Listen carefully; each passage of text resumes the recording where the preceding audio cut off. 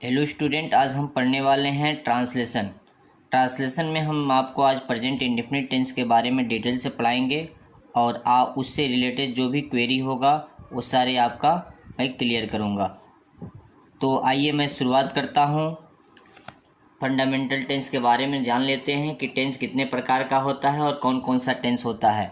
तो टेंस निम्नलिखित तीन प्रकार के होते हैं: प्रेजेंट टेंस, पास्ट टेंस और फ्यूचर टेंस। यहाँ पर प्रेजेंट टेंस के भी 4 पार्ट होते हैं, पास्ट टेंस के भी 4 पार्ट होते हैं, फ्यूचर टेंस के भी 4 पार्ट होते हैं। इस तरह से हमें कुल 12 टेंस पढ़ने हैं। एक वीडियो में 1 बाय 1 करके हम इसके सारे प्रॉब्लम्स को सॉल्व करेंगे और बहुत अच्छे से समझेंगे। तो यह वीडियो आपके लिए काफ़ी इंटरेस्टिंग होने वाली है। इसमें देखते हैं present indefinite tense, present continuous tense, present perfect tense, present perfect continuous tense. Past की बात कर लिया जाए तो past indefinite tense, past continuous tense, past perfect tense, past perfect continuous tense.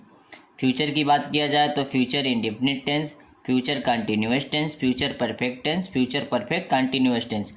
अब हम लोग प्रेजेंट इंडेफिनिट को पढ़ेंगे। प्रेजेंट इंडेफिनिट टेंस में हम देखेंगे पहचान क्या है। जिस क्रिया के अंत में ता है, ती है, ते हैं, तो हैं इत्यादि शब्द आते हैं उसे इस वीडियो को लाइक करें, हमारे चैनल को हिंदी सब्सक्राइब वाक्यों कर में हम बेल पहचान आइकन लेते जरूर हैं कि प्रेस क्रिया करें। के अंत में ता है, ती है, ते हैं इत्यादि शब्द आते हैं। इसमें सिंगुलर और प्लूरल्स ये भी समझना बहुत ज़रूरी है। एक वचन और बहुवचन, ही, सी, इट या कोई एक नाम आता है वो सिंगुलर पर्सन होता है। प्लूरल्स में क्या आते हैं? यू, दे, वी, आई या मोर देन वन नेम, यानी एक से अधिक नाम आ गया तो वह प्लूरल्स के अंदर होगा। अब अफर्मेटिव सेंटेंस बनाने के नियम समझते हैं। इसमें कुल हम लोग 4 तरह के सेंटेंस बनाएंगे: अफर्मेटिव, नेगेटिव, इंट्रोगेटिव और इंट्रोगेटिव नेगेटिव। तो अफर्मेटिव सेंटेंस में देखते हैं सिंगुलर पर्सन के लिए सबसे पहले सब्जेक्ट लिखेंगे, वर्ब लिखेंगे, वर्ब में यस या यस लगाएंगे, फिर ऑब्जेक्ट लिखेंगे। प्लूरल्स में क्या होगा? सब्जेक्ट वर्ब का फर्स्ट फॉर्म लगाएंगे, ऑब्जेक्ट लिखेंगे, इसमें यस या यस नहीं लगाते हैं। एग्जाम्पल में देखेंगे शिक्षक पढ़ाते हैं, शिक्षक यहाँ पर सब्जेक्ट है, पढ़ाते हैं वर्ब है। वर्ब मतलब क्रिया, कोई भी काम होना। तो सबसे पहले क्या है? ये सिंगुलर पर्सन शिक्षक है तो इसलिए हम सिंगुलर वाला नियम लगाएंगे। सबसे पहले सब्जेक्ट, तो सब्जेक्ट शिक्षक का क्या हो जाएगा? The teacher. और वर्ब में यस या यस लगाना है, सिंगुलर है तो रीड मतलब पढ़ाना होता है, पढ़ना होता है।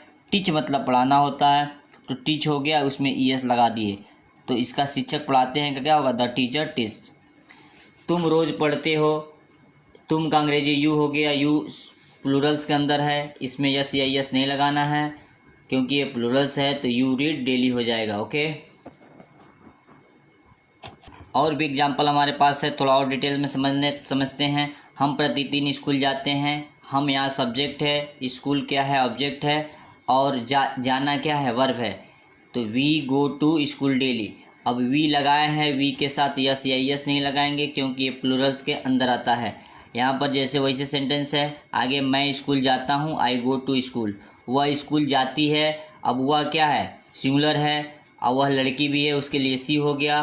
गो है, उसमें यस या यस लगा दिए, गोज हो गया to school, she goes to school. वह क्रिकेट खेलता है, ही प्लेज क्रिकेट। अभी हम अफर्मेटिव सेंटेंस की बात करते हैं। अब निगेटिव सेंटेंस की बात कर रहे हैं। निगेटिव सेंटेंस में नकारात्मक वाक्य होगा, इसमें बात को हम लोग नकारते हैं। नकारात्मक वाक्यों में आई, यू तथा बहुवचन कर्ता के साथ मुख्य क्रिया से पहले हम डू नॉट का प्रयोग करते हैं, और एक वचन कर्ता होगा तो उसके साथ हम डज नॉट का प्रयोग करेंगे। बस सिंपल सा है। मैं नहीं खेलता हूँ, आई डू नॉट प्ले। तुम नहीं जाते हो, यू डू नॉट गो। वे नहीं गाते हैं, दे डू नॉट सिंग। चिड़िया आकाश में नहीं उड़ती है, the bird do not fly in the sky. वह पत्र नहीं लिखता है, he does not write a letter. Ram झूठ नहीं बोलता है, Ram does not tell a lie. वह नहीं स्कूल नहीं जाती है, she does not go to school. यह गाय दूध नहीं देती है, this cow does not give milk. यहाँ पर देखना है सिर्फ एक वचनकर्ता के साथ डज नॉट का प्रयोग कर देंगे, और बहुवचनकर्ता होगा तो उसके साथ डू नॉट लगा देंगे। वर्ब का फर्स्ट फॉर्म का यूज करेंगे, यहाँ यस या यस नहीं लगाते हैं। ओके, अब हम बात करते हैं इंट्रोगेटिव सेंटेंस का। इंट्रोगेटिव सेंटेंस का मतलब प्रश्नवाचक वाक्य होता है। इसमें दो तरह के प्रश्नवाचक वाक्य होते हैं, एक तो क्या से शुरू होगा, या एक जो प्रश्नवाचक शब्द होंगे वो बीच में आएंगे। जैसे यहाँ पूछा जा रहा है क्या वह निर्धन की मदद करता है, तो इसमें क्या शब्द पहले आ गया है। जब क्या शब्द पहले आ जाएगा तो कर्ता के अनुसार डज या डू का हम प्रयोग करेंगे। इसकी अंग्रेजी हम व्हाट नहीं लिखेंगे, WHAT नहीं लिखेंगे। लेकिन जब यह बीच में आ जाएगा क्वेश्चन वर्ड, जैसे वह वहाँ जाता कहाँ जाता है, तो कहाँ की अंग्रेजी पहले लिखेंगे, सब्जेक्ट के अनुसार डू या डज लगाएंगे, उसके बाद से सब्जेक्ट लगाएंगे, उसके बाद वर्ब लगाएंगे। ओके, यहाँ फिर से देखते हैं। इस प्रकार के वाक्यों में सब्जेक्ट के वचन पर्सन के अनुसार डू या डज को सब्जेक्ट से पूर्व रखते हैं तथा सब्जेक्ट के बाद मुख्य क्रिया की फर्स्ट फॉर्म लिखते हैं। अगर वाक्य में प्रश्नवाचक शब्द कौन, क्या, कहाँ, कब आदि, who, what, when, where, extra हो तो इसे आरंभ में रखते हैं। जैसे एग्जाम्पल के तौर पर क्या वह निर्धन की मदद करता है, यहाँ पर क्या है, इसकी अंग्रेजी डू या डज लगा लेंगे। तो वह एक वचन है तो यहाँ डज लगा लेंगे, उसके बाद हम सब्जेक्ट लिखेंगे ही हेल्प द पुअर। क्या मैं स्कूल जाता हूँ, do I go to school. क्या वे स्कूल जाते हैं, do they go to school. लेकिन जब बीच में प्रश्नवाचक आ गया, इसकी अंग्रेजी हम पहले लिख लिए। वह कहाँ जाता है तो कहाँ का अंग्रेजी वेयर हो गया, उसके साथ डू या डज का प्रयोग कर लेंगे। यहाँ पर वह सब्जेक्ट है तो इसलिए हमने डज का यूज़ किया, ही गो। ये हो जाएगा वेयर डज ही गो। वह क्या करती है, what does she do. Okay, अब हम बात करते हैं इंट्रोगेटिव निगेटिव सेंटेंस का। प्रश्नवाचक नकारात्मक वाक्य। इसमें एक चीज़ आपको ध्यान रखनी है कि इसमें नाट की अंग्रेजी जो नहीं शब्द है, डू नाट या डज नाट नहीं लगाया जाता है। यहाँ सब्जेक्ट के बाद नाट का प्रयोग होता है। एक बार स्टूडेंट आप ध्यान रखें कि इसमें सब्जेक्ट के बाद नाट लगाएंगे, किसमें, इंट्रोगेटिव निगेटिव सेंटेंस में सब्जेक्ट के बाद नाट का प्रयोग होगा। बाकी इंट्रोगेटिव का सेम वही रूल होगा जो आपने ऊपर पढ़ा। क्या वह निर्धनों की मदद नहीं करता है, क्या से शुरू है, डज लगा लिया, ही नॉट हेल्प द पुअर। देखिए डज नाट हमने नहीं लगाया, डज उसके बाद हमने क्या लिखा, सब्जेक्ट लिखा, उसके बाद नाट लगाया, यानी सब्जेक्ट के बाद हमने यहाँ पर नाट का प्रयोग किया है। क्या मैं स्कूल नहीं जाता हूँ, do I not go to school. क्या वे नहीं दौड़ते हैं, डू दे नॉट रन। वह कहाँ नहीं जाता है, where does he not go. क्या वह स्कूल नहीं जाता है, does he not go to school. तो इस वीडियो में हमने क्या क्या सीखा, इसको हम समराइज़ करते हैं। हमने सीखा कि टेंस मुख्यतः तीन प्रकार के हैं, प्रेजेंट टेंस, पास्ट टेंस और फ्यूचर टेंस।